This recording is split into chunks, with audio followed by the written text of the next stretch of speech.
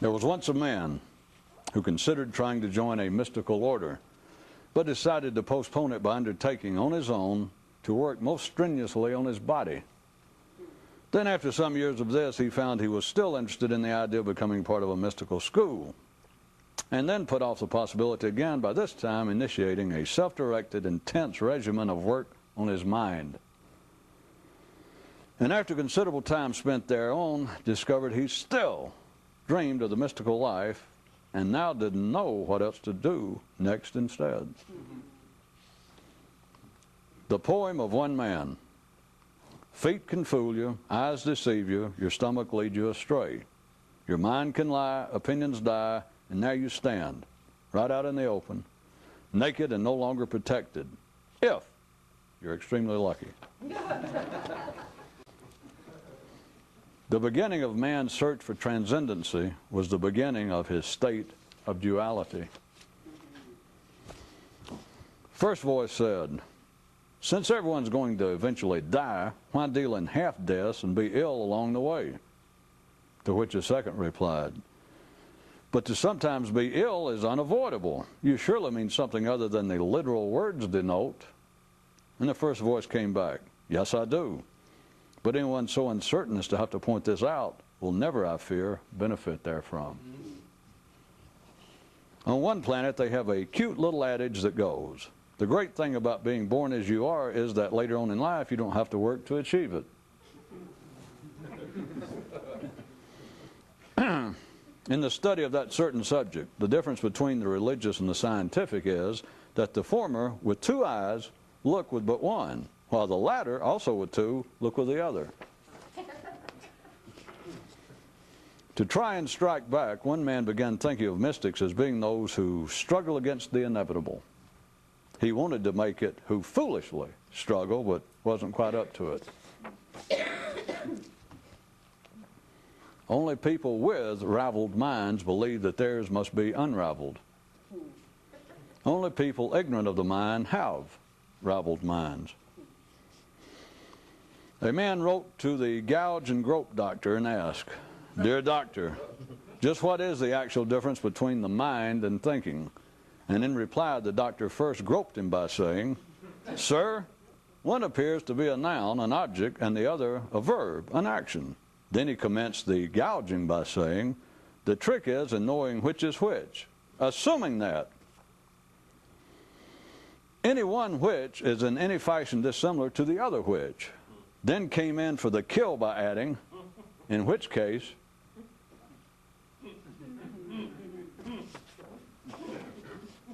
According to one legend, the very first man who discovered the secret, shortly thereafter, fell into a huge vat of dictionaries and bouts of rhetoric.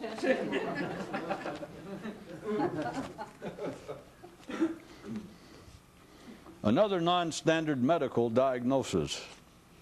You can identify the terminally ill by the fact that they enjoy their condition.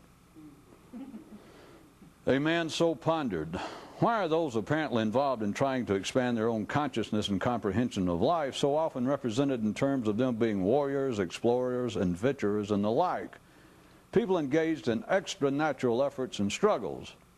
He paused, mused, considered, and reflected more, then further pondered. Why ask for trouble? Why indeed? Which, as a matter of fact, was the name of one certain mystical order of knights. Why indeed? Have you ever rode into our hunting department and asked, is it easier to capture an animal that is stupid or one that is merely simple? We're trying to decide to which other department this should be sent. There was once a knightly order whose motto was, "Watch out," which they never spoke outside the castle walls. Suffering, a brief essay. The simple suffer. The more alert suffer over suffering. The much more alert would rather die than suffer like everyone else. Suffering, a brief description of ordinary awareness. A man looking over what happened, what appeared to be a schedule of one mythical express, thought to himself, why does it oftentimes sound so intriguing and doable, Yet all my attempts feel so mundane and futile.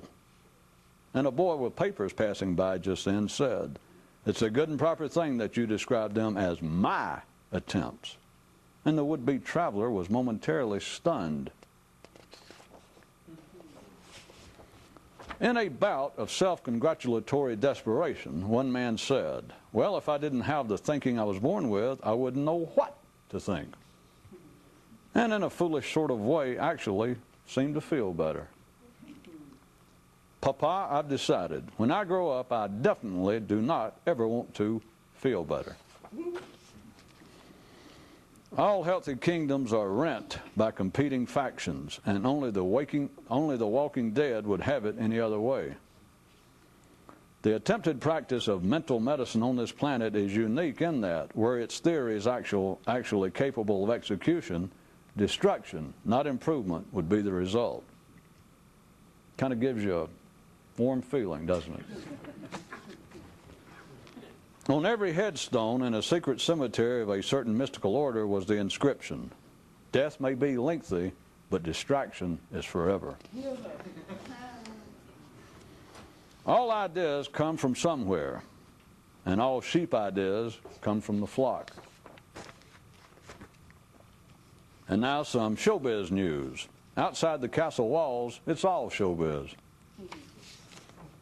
At those odd times when he'd take notice of his mind's running of the same old familiar thoughts, this one guy'd sometimes say to it, "I guess I should be glad that there's always something there to remind me of you." And his mind did not discernibly dispute this. You might note that the body has no need for such reassuring identification. Local creation myth update and correction. The real reason that man had to leave the original Garden of Eden was that it was an undivided territory.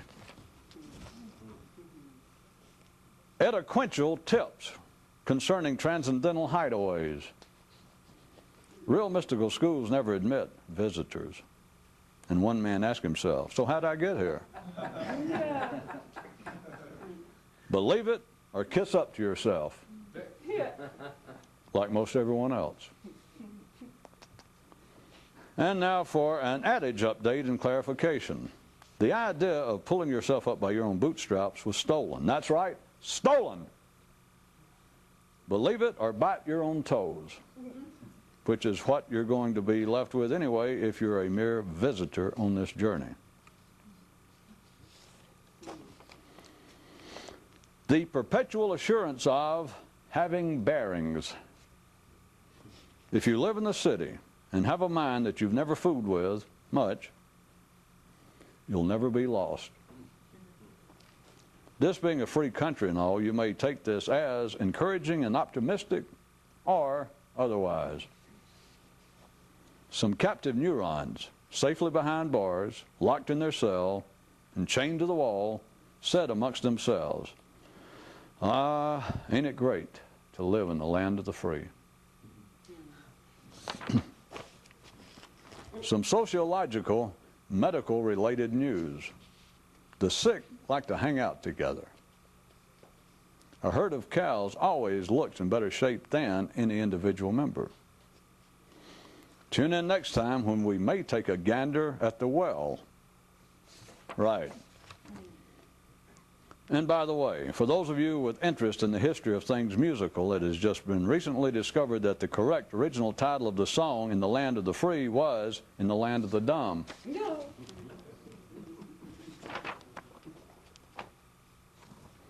Now for some sports news. There are sports for the body and sports for the mind, but little to do around here when it comes to consciousness. Now over to Bob Billy for some sewing tips and hog prices. A viewer recently wrote, "I've been watching your show for some time now, having a real interest in the whole idea of transforming your own consciousness in some way as to reveal some deeper, more meaningful understanding of the nature of life and man's position therein. But after watching your show for some time now, on that basis, I'll be damned if I'm quite sure why I have been watching your show for some time now." Yeah. And I must admit that if I did answer correspondence in this instance, I'd have to say to the writer, good show. More concerning that area between 1 and 3. There are two kinds of people who know it all. Those who just think they know it all, and then those who just think they do. And the letter writer just mentioned says he's now thankful that I didn't respond. Why do you figure he said that? As regards life's own internal struggle against the past and the status quo, you could say that those engaged in activities such as this are like warriors on the front lines of a conflict in which there are no discernible front lines. You make your own. Tonight's sci-fi update. Expanded consciousness comes either from another world or another time. Dig it or date an alien.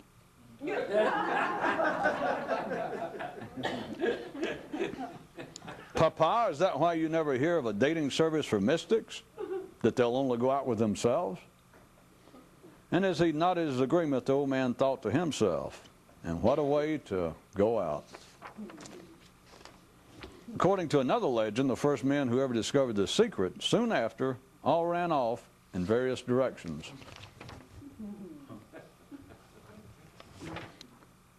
All ran off in different directions?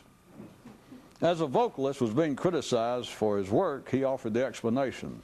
Geez, give me a break. I just sing whatever material they hand me. And his mind, never wanted to miss an opportunity, jumped in and thought, geez, same situation with me.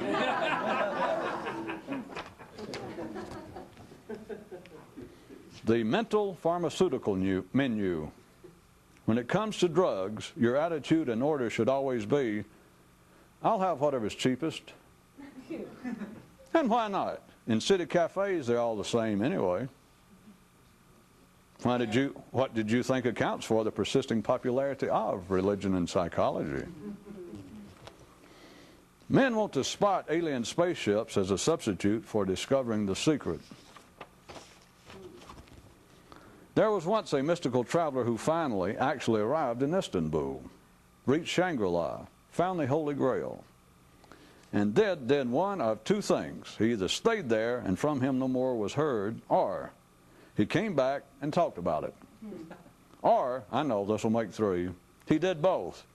Because what would be enlightenment and knowing the secret if it did not free one from the limitations of mathematics and reason? Papa, is that why it's so difficult to get reservations on the Mystical Express? Yes, my boy, because there's no one there to save you a seat. And to himself, the lad again reaffirmed his determination that when he grew up, he'd become his own choo-choo train. But without all that static that goes along with normal AM broadcast. One chap, unable to secure a place on his conveyance of choice, settled instead for lashing himself to the mast of mathematics and reason. Good chap, solid salt. Stay where you belong is always the safest, if not superior, policy for the lovers of terra firma, which is probably the only sane and reasonable object of an ordinary man's affection. There was once a big shot who owned two businesses, and one of them ran quite well, requiring only his minimal attention, while the other one showed great promise of uniqueness, but took up almost all of the quality time he had available to spend with himself. There is a very old legend that says there was once a race of people who all had more than two businesses, except they are yet to be. Attempted expansion and the cycle of digestion. One man attempted to make a deal with his mind that he would only eat at times after it had engaged in the act of elimination. Footnote, the law appeared in the life of man only after the failure of physiology, when it became useful for him to have the concept, breach of contract. A land at war with itself, at war with itself, at war with itself. Now for some gardening news. Only fools pray for peace. In one place appeared a new, most unusual building, the upper floors of which ran on one time and the lower on another. And yet no one ever realized it, save for a few who leaped from the top and discovered they could fly. There was once a man who made up little stories, but never knew how good they were until he finished them. Or was that finished with them? Which you might be interested to know is where the idea of leftovers, doggy bags, and feeding the needy came from.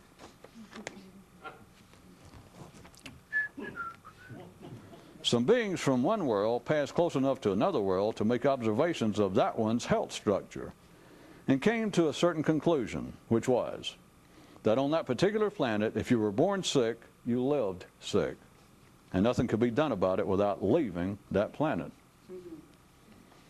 The mathematics necessary to launch an interplanetary space vehicle is within everyone's grasp. Thing is that life doesn't necessarily equip everyone with a desire to grasp.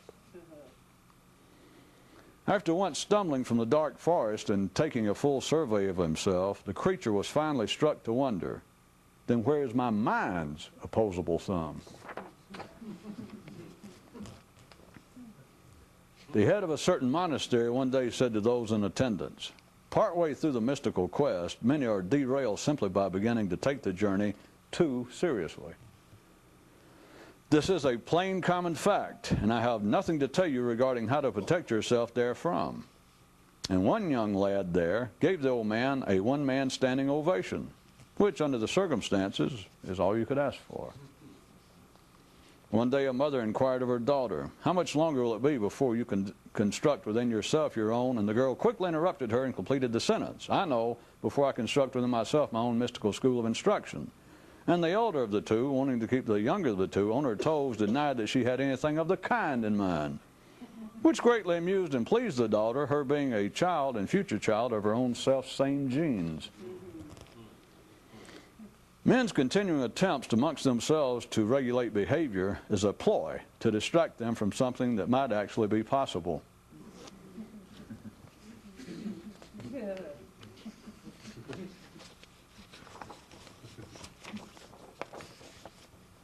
Some wild animals hung around one man's backyard and left him souvenirs, which he could not quite decipher.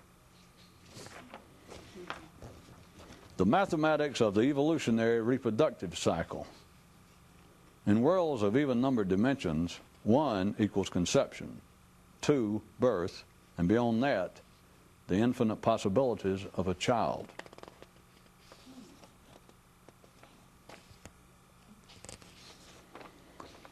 And according to yet another competing legend, the first man to ever discover the secret almost immediately realized that almost everyone else would have to also discover it for themselves. A trapped animal will not suffer unless it stands still.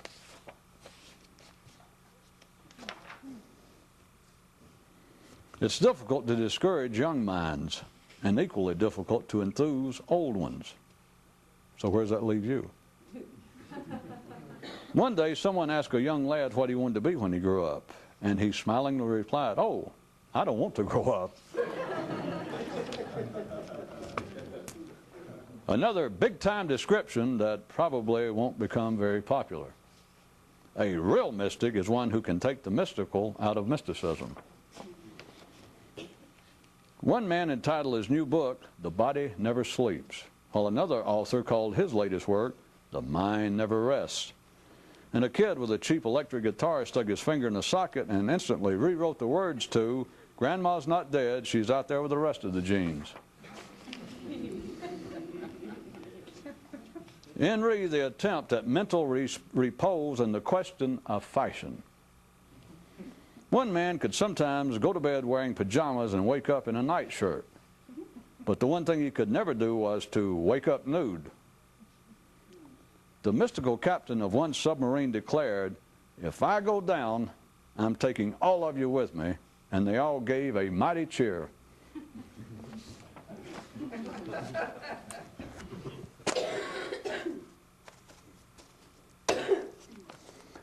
Why not? A little more of what I was mentioning about the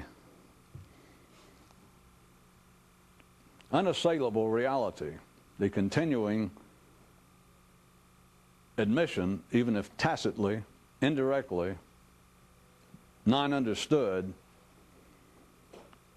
admission on ordinary men's parts of their dual nature, and how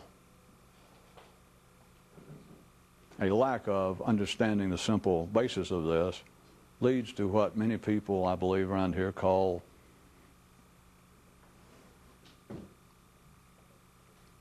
discomfort, uncertainty, suffering, agitation, irritation, general melees of the mind. Consider tonight, I put it to you in a wider context, in one sense, and point out the actual history of so-called mysticism and such as this, that the beginnings of man's search for transcendency was the beginnings of his state of duality. So out of all the many descriptions that you hear, or that man has tried to put forth, those who would publicly write about such as this, they tried to trace it to, God, I hate to think about how many things. That's a figure of speech. What I really meant was, God, I hate to start on them. Well, all of you have read as much of those comic books as anyone else. Consider all of the general myths, legend, religious tales as to why man began a search for this something. The most common, most readily known, as always being within the public realm of religion. But it's always referred to in that case as being a search for some way back to a superior state in which man earlier resided, and through some misstep on his part has strayed from a path, has lost something, was driven from some superior place of existence, and is now engaged in some, they sometimes call it a search, a struggle, a hunger, but consider it at a very physiological level, as per some of my descriptions, that everyone who is sane, everyone who is genetically, neurally sound, itches, but they don't know where to scratch. And everywhere they try to scratch, even if it apparently, if it seems as though they have selected an area that is generally close to the source of the itching, then the way in which they find they can scratch does not serve the purpose. They have attempted in a bit more esoteric fashion than the religious stories about man falling from grace, man having lost his way. The bit more would-be metaphysical descriptions try and describe that there was sort of a mythological, if not metaphorical, Big Bang, and that the source of all creation, like the center of the universe, at the time that it split up into the many and created reality as we see it, that there was one piece of it that split from the original one, that is one piece of it that in some way was different than the other pieces. It was a bigger chunk of the original. It was a chunk of the original that came from closer to an area to the original's heart. And that is what gave rise to all would-be mysticism. That it's from that that the origins of all would-be mystics came.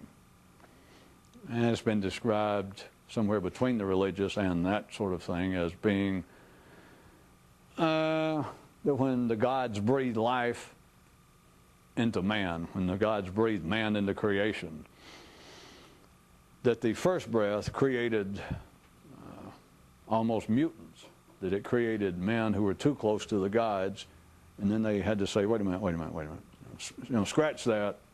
They tried to erase that and went, wait a minute, that's too close. And that somehow one of them got loose, that he was like Adam's evil twin, and that he or she was the beginning of all would-be mystics afterwards. There was a parallel, unrecognized, unnoted line of creation.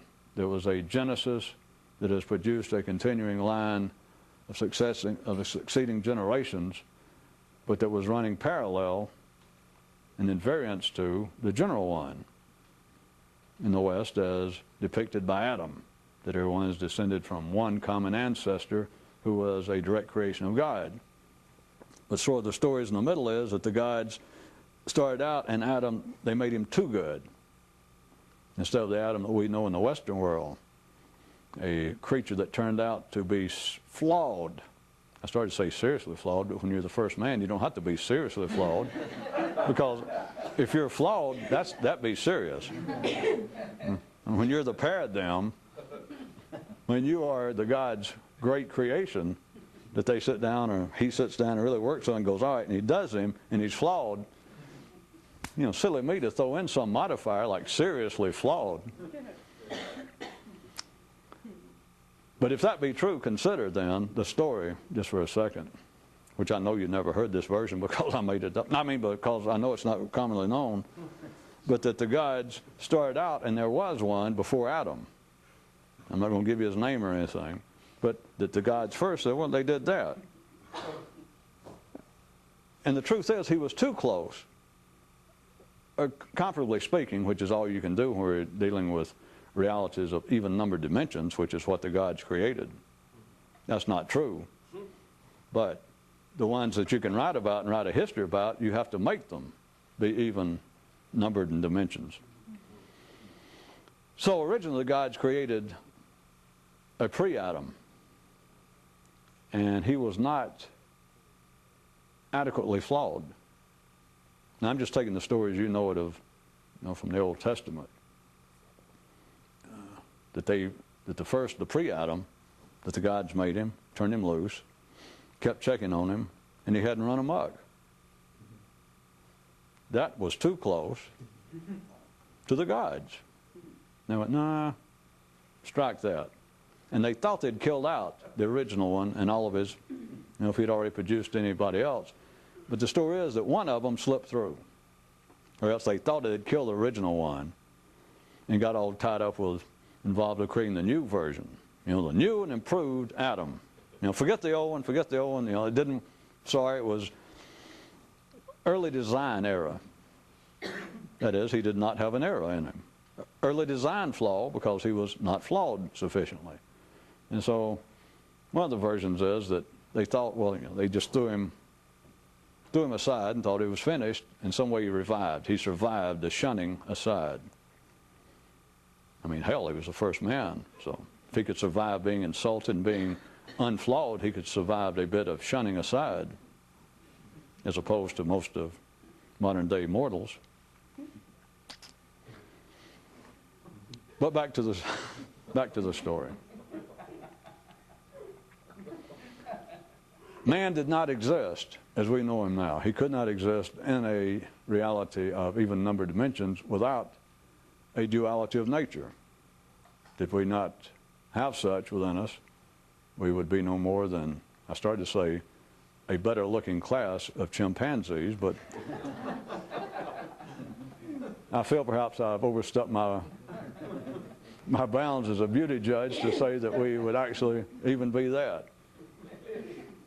How about chimpanzees with clothes on, perhaps? We certainly would not be man. And so, for Adam to be Adam, for Adam to have what appeared to be later what was diagnosed as a flaw, he had to have a duality of nature. This is right at the heart of all the history of man, all the mythology of man. It is right at the heart of all attempted street-level diagnoses of man. That is, of men attempting to diagnose themselves where they stand, which never gets anywhere, as you know. Or if you don't know that, of course you don't know anything, you're still looking. The duality of man was what separated man. Let's go back to the Western story of creation. It says in some way that the gods created this reality here, this planet, created all sorts of creatures, and then created man, and gave man dominion over the creatures. And I've noticed that ordinary humans are really pleased with that story. The religious, and then just those who take it as mythology, because, but especially the religious and those who like double cheeseburgers, is like that we have dominion over animals. You know, so it's obvious we got the right to slaughter them and eat them. It's obvious that we got the right to push them around, tell them to get out of the way, and to strip them and use their skins. And the reason I brought it up wasn't just for a physical notation. It gives men great solace, and according to how simple they are, extreme comfort to look there in a book that's normally wrapped up in fake leather at least, and by all accounts is a great historical, that's the Word of God, and it says that man is superior to the beasts of this planet. Which many people, it seems to give them comfort that they're sitting there on their front porch and they look out their hound dogs. They look at the chickens and the ducks in the yard. And then they look at their brother-in-law.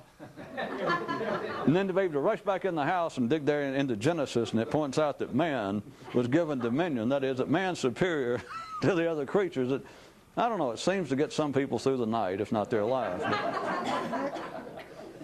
Of course, it's according to the kind of brother-in-law you got, I guess. The duality of man was necessary. Or what I was going to point out was it's right there in those stories again, that men unwittingly have been authors. By the way, just for a second, some of you might find that interesting, that men are unwittingly authors and mouthpieces for life in a way that is so superior, so much more telling than the ways in which they think that they claim that they are spokesmen for life, that the division between the two is, if it were possible for an ordinary man to be mentally staggered, therein from which he would be. That is. Well, I followed it. That's easy for you to say. Slip right with him.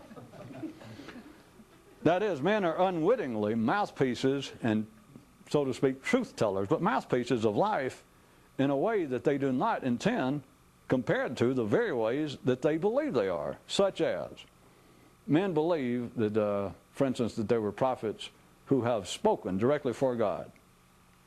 The people use the Bible, the Quran, all sorts of things, but since we're laying on the Bible right now, that the world, a large part of this world, gives lip service to the fact.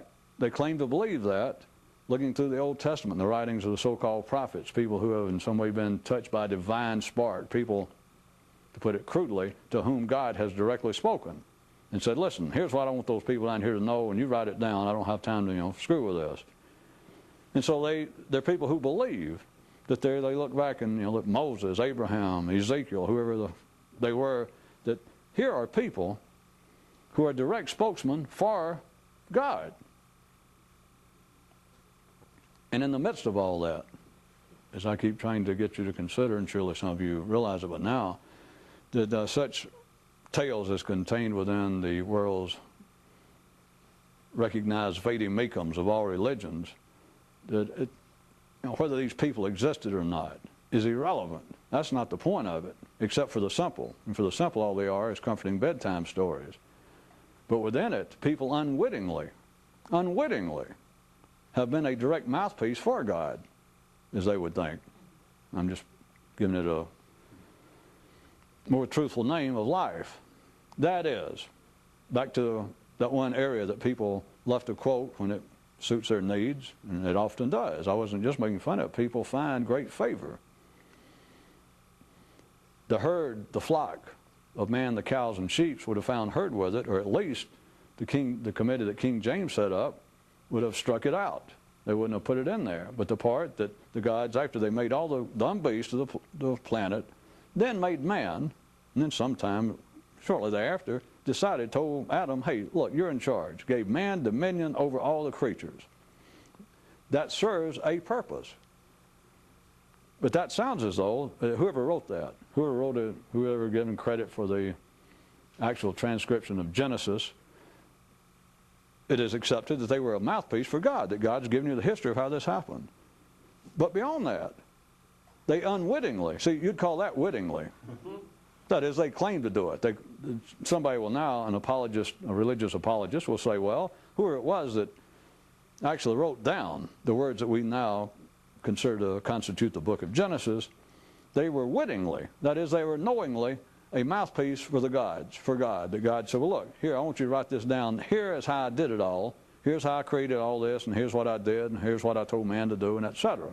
So that would be men acting as a witting voice, they believe, which is all metaphor. It's all myth, but it's all metaphor. But behind it, without even realizing it, they are unwittingly not speaking metaphorically. They're unwittingly speaking as a more direct mouthpiece. To wit, thank you, finally, to wit. Hey, no hurry. Is this. That one little passage designates, it denotes man separating, becoming separate from the beast of this planet, in that he developed a duality of nature. That is how he gained dominion over the other creatures of this planet, and not just physical dominion, but that is how he rose above the beast of this planet. Not because God looked down and thought, well, all right, I pick you. You know, whereas he might have picked out orangutans or tapirs. That, well, you be in charge. And that, you know, we could now be living in corrals or in hog pens. That there is the beginning. And I'm sure if I wanted to look back, you could do it. I can look back, I'm sure, in the first sentence or two of the Old Testament, if they didn't really slaughter it, or I could look in the beginning, the first few lines in the Quran. And you will find the duality of man. You will find its origins. You will find, unwittingly, men referring to the day in which the duality of man blossomed, when it became a reality. Of course, if you're actually good, all you got to do is go back and find the first word that man ever said, or the first history ever written. And as soon as that first word was said, there was the appearance of man's duality. Because that had to be before he could speak. But beyond that, the story of man being given domain, being given dominion over all the other beasts, all that is doing is saying that man, amongst every other creature here, developed a duality of nature. That is, an intellect on top of his instinctive biological drives. Back to where we were. Thank you. There's been a continuing search. Many people that believe that they're interested in the idea of some great mystical quest end up involved with a search for the history of it. It's been going on for thousands of years. It goes on today. And it seems reasonable enough to certain turns of minds, or certain minds with certain turns, that if they could track the history of it, that they would then, in fact, if not know the secret, would be so damn close it would only be a child's step. That if you in some way could trace back, why did man ever start searching for this?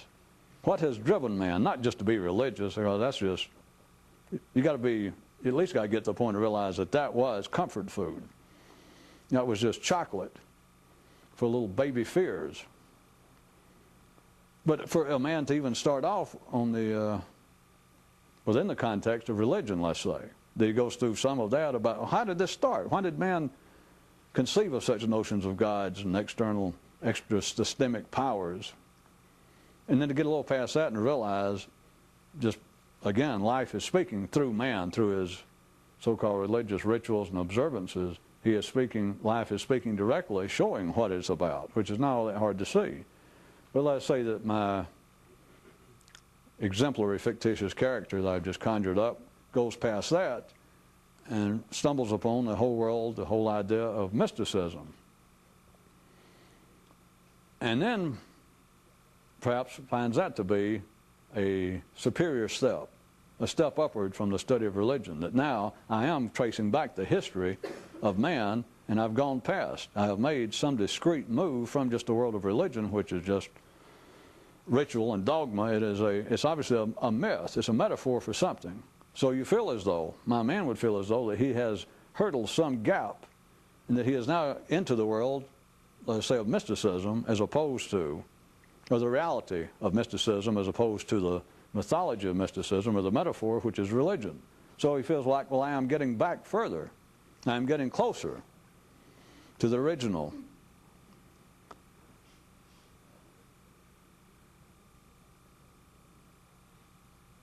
He then feels, many people do, that if he could continue down that track, it's like a following the breadcrumbs, trying to follow this string, this thread that surely man has unknowingly left from the time of creation.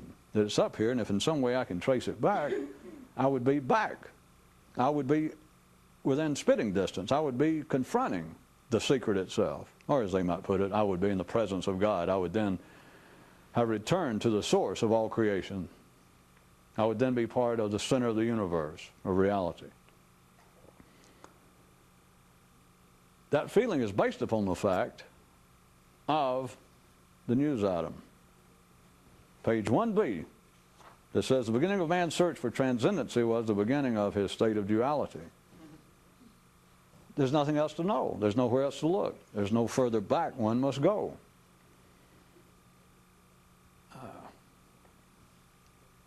That may have been a bit of overkill. That is 30 or 40 minutes worth to get it there. But, well, the point is, I know. I get enough correspondence throughout the years, and plus I know from the kind of history that's been written on this planet about such matters for thousands of years, that many sane, reasonable, intellectual people who have some degree of interest in the whole idea of transcendency, or the whole idea that it might be possible to know something outside the ordinary realms of available knowledge. That whole idea, that there are people who find the whole idea interesting, but then they seem to be stuck. They find it hard to get past the point of then asking themselves in their mind, like, well, wait a minute, if there is actually some reality to this whole idea of mystical knowledge, you know, as spooky as it sounds to ordinary people, even today, to nice, educated, reasonable people, they don't even want to say things like that. You know, mysticism, much less occultism or, you know, hidden knowledge. But the idea still strikes many reasonable, sane people throughout history that there's something to that. They don't know how to explain it. But then they're stuck with, if they try to pursue it, even in their own mind, if they try and theorize about it, they seem to, many people, reach an impasse of asking themselves, well, how can this be? It does not subject itself to scientific scrutiny. There is no way to objectively test it. There is no impartial proof that it exists. It just strikes me that there is something there, but how can it be? How can there be some sort of knowledge? And of course, many of them, when I say that they still feel as though there's some reality to it, this is not what produces the feeling. But also, if they cared to look, it seems that history is sufficiently replete with figures that history takes to be of such an astounding nature that there is no routine explanation therefore. They do not have to be religious, but they can look upon the figures of a Zoroaster, of Buddha, of Jesus, of Moses, of Muhammad, of Confucius, all those people, and not be religious in the least, and yet they have to realize, again, if they're fairly sophisticated, educated men, they realize something beyond just childish imagination, something just beyond verbal comfort food for children is afoot here. There is no other explanation other than there being something out of the ordinary going on for an obscure little prince from an obscure, probably now forgotten little kingdom in India 2,500 years ago to now apparently hold the allegiance of a quarter of the world's population, or of some little carpenter, somebody that's the history of him amounts to nothing, almost nothing, and he now Now, a carpenter's son now controls the attention and the hearts of half the world's population. So you do not have to believe that Jesus was the son of God. You don't have to believe that Buddha was in some way a creature from another planet.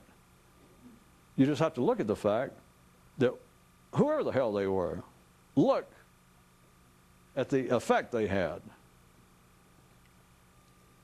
Then my fictitious exemplary person I'm describing, I'm just saying that that's not what causes certain people to still feel as though there is some validity somewhere to the idea of a transcendental knowledge. But if they needed any sort of support, what I'm saying is history seems to be full of people, all the way from those that are claimed by the public to be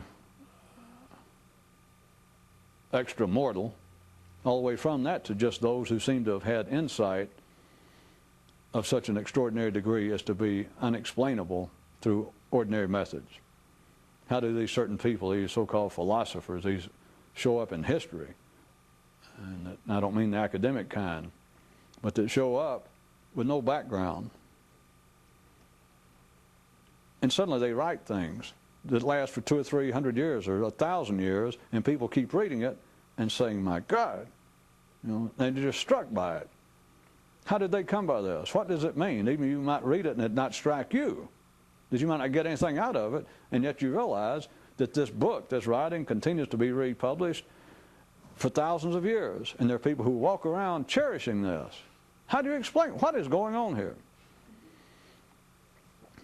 You do not have to look at any history.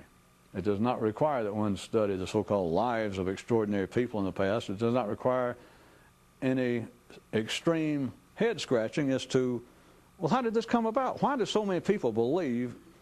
Let me jump back to religion, because obviously more people have faith or believe and talk about religion than they do mysticism per se, and simply religion being the crude form of it, the public form. But they would, you scratch your head and go, even if you don't believe in religion, and you would have to scratch your head, figuratively speaking, hopefully. What is afoot here that these strange ideas hold such sway, continuing sway, over the minds of men? There is nowhere to look. Once you see it, there is nowhere else to look. You do not have to worry about tracing the past. You don't have to worry about reading the history of these extraordinary men, etc. I put it, I believe, in a few words, if possible. If I change my mind, I'll do you a shorter version. But at the beginning, understand the beginning, I mean the absolute origin, the genesis, but the beginning of man's search for transcendency was the beginning of his state of duality. They happened simultaneously. Or for those of you that are still working on even-numbered dimensional time, the second one followed the first one by a noonisecond. I mean, the first one followed the second one by a noonisecond.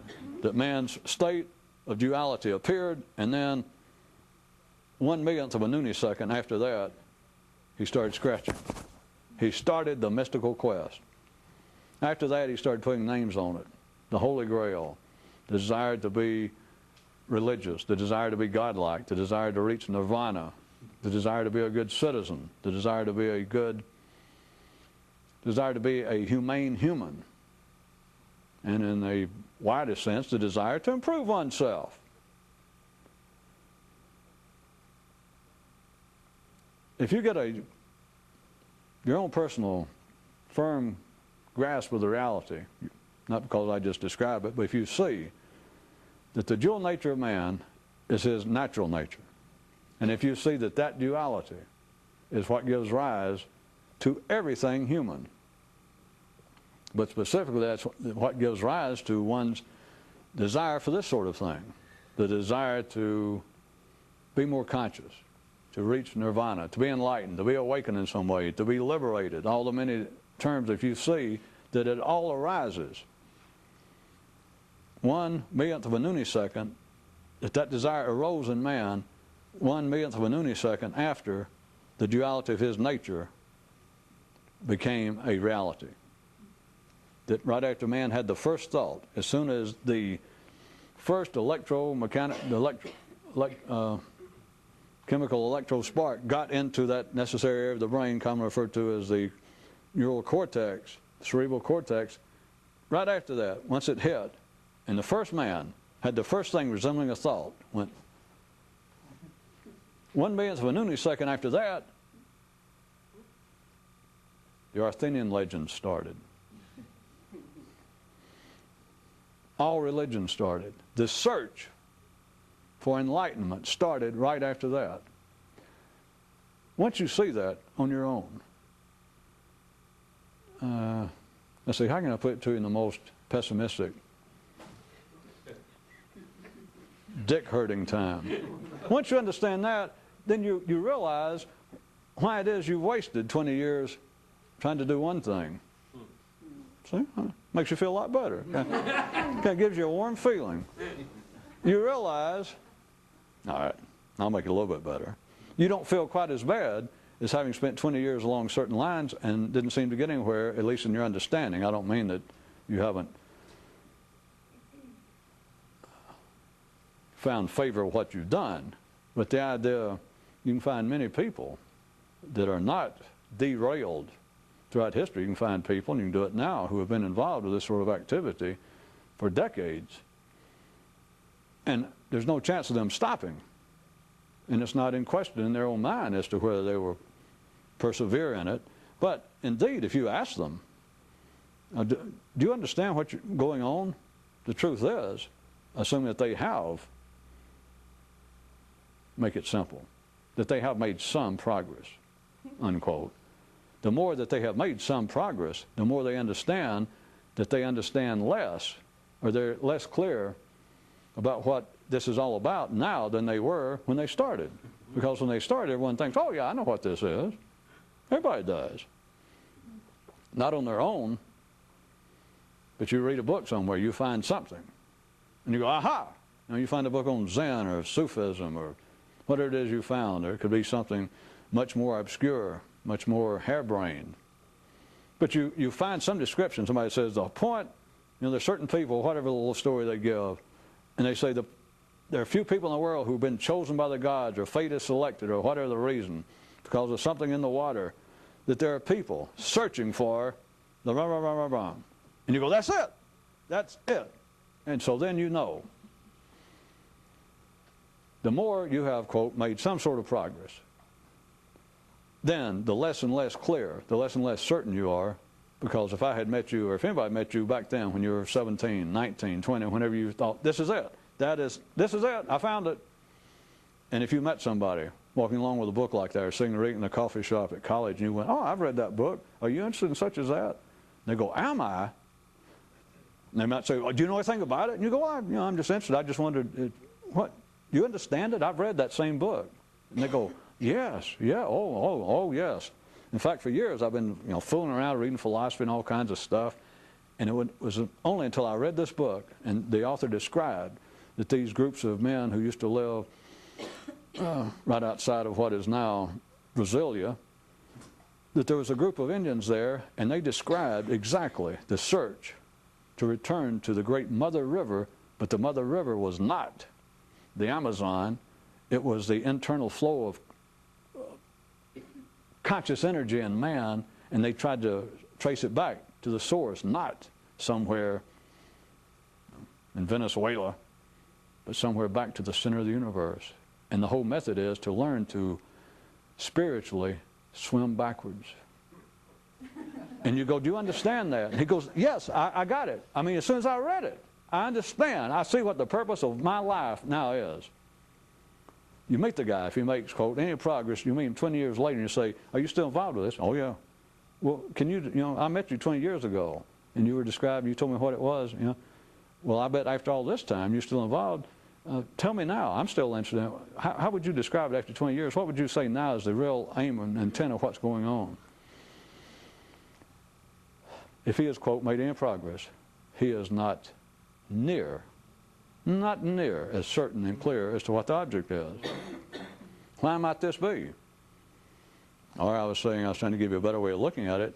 Once you understand that the beginning, the origins of man's search for transcendency was simultaneously, give or take 1/1,000,000th of a noonisecond, the origins and the beginnings of his dual nature, then there's no longer any doubt, any uncertainty is what this is about. And I was trying to give you the brighter side of the darker side. Since I gave you the darker one first, the lighter one is at least you understand why you have wasted 20 years looking in a certain direction. Or back to my fictitious person rather than pick on you. And if I said, well, you remember 20 years ago I met you and you had such and such book at a coffee shop? And he goes, yeah, I remember you. And you were describing that book, you remember it was about the Indians going back, tracing the mother river of all human consciousness back up to the human nervous system, and how you did was learn how to, in some way, spiritually swim backwards through the backstroke. He goes, yeah. And you go, well, are you involved in that same sort of stuff? And he says, well, yeah, generally the same sort of thing. And you go, well, is that the way you still look at it? And he goes, well, no. And you say, well, was it wrong? He goes, no. It was like I sort of outgrew it. It's like the boundaries of that description. I carried them for years, and I thought, that's it. It was like some holy object. It was like a miniature version, like some kind of little tinker toy version of the Holy Grail that I sort of put together I thought I had. But the more I wandered, the more I traveled this, it was like my grist got, I don't know, it got looser and looser, or the model became flimsier and flimsier, and it's just like I couldn't hold it anymore. It didn't satisfy me. And so I say, well, but it wasn't wrong. He goes, no, it wasn't wrong. It just kept expanding. And I said, well, to what end? I mean, to where did it go? And he goes, well, I'm not sure. It's to the point now I can't even describe what I'm doing. I'm not quite as sure.